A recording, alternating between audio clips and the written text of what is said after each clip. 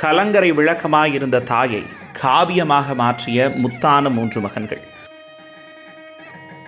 உள்ளத்தில் கட்டியிருந்த கோயிலுக்கு உருவம் கொடுத்து அந்த கோயிலை தரையில் எழுப்பி தங்களை வளர்த்த தாயை தெய்வத்தாய் ஆக மாற்றிய 3 மகன்கள்.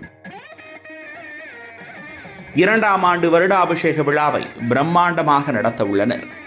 சிவகங்கை மாவட்டம் திருப்பத்தூர் அருகே வெளியாரி கிராமத்தில் வாழும் தெய்வம் முத்துக்காளி அம்மாவின் ஆலயத்தில் 2ஆம் ஆண்டு வருடாபிஷேக விழா ஜூன் 20ஆம் நாள் நடைபெற உள்ளது. தாய்க்காக தங்க மகன்கள் கட்டி எழுப்பிய தங்க கோயிலில் தங்களின் அன்பு மாறாமல் அம்மாவுக்கு சிலை வைத்து அதில் வருடாபிஷேக விழா நடத்துகின்றனர். 2 நாட்கள் பிரம்மாண்டமாக நடைபெறும் இந்த விழாவில் பல்சுவை நிகழ்ச்சிகளை பரிசாக வழங்க உள்ளனர்.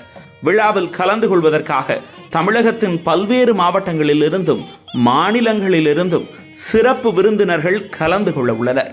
விழாவை சிறப்பிக்க கனிம வளத்துறை அமைச்சர் TK பிரபு வருகை தர உள்ளார். அவரை தொடர்ந்து திருப்பத்தூர் சட்டமன்ற தொகுதி உறுப்பினர் சீனிவாச சேதுபதி, சிவகங்கை சட்டமன்ற தொகுதி உறுப்பினர் குழந்தை ராணி, திருப்பத்தூர் முன்னாள் சட்டமன்ற உறுப்பினர் KK உமாதேவன், தமிழக வெற்றி கழக வடக்கு மாவட்ட செயலாளர் ஜோசப் தங்கராஜ், முன்னாள் மாவட்ட சேர்மன் பொன்மணி பாஸ்கரன் மற்றும் பிரபலங்கள், தொழிலதிபர்கள், அரசியல் பிரமுகர்கள் உட்பட ஏராளமானோர் நிகழ்ச்சியில் கலந்து கொண்டு முத்துக்காளி அம்மாளின் அருளை பெற்று செல்ல உள்ளனர். மேலும் கன்றமாணிக்கம் நாடு, பட்டமங்கலம் நாடு என பல்வேறு பகுதிகளைச் சேர்ந்த பல்லாயிரக்கணக்கான பொதுமக்கள் கலந்து கொண்டு சிறப்பிக்க உள்ளனர்.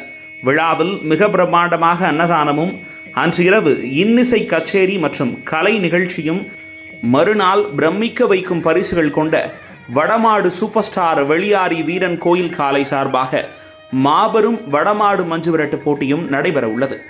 பார்க்க நெகிழ்ச்சியூட்டும் இந்த நிகழ்ச்சிகளை காண தவறாதீர்கள்.